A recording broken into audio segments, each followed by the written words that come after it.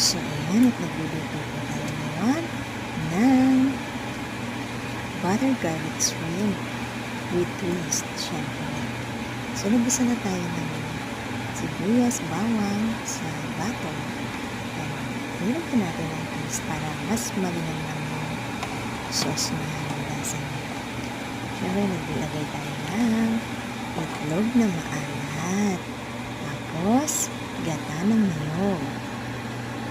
So, yun, yung nakita niyo pula na binudod ko, chili powder po yun para medyo may anghang siya. Mas masarap siya. So, yan, nalagay na natin yung shrimp at hintayin na lang natin maluto. Pwede nyo siya lagyan ng kahit anong gusto nyo pang palasa. Ako kasi, konting asin lang dahil maalat yung itlog, maalat na yung itlog.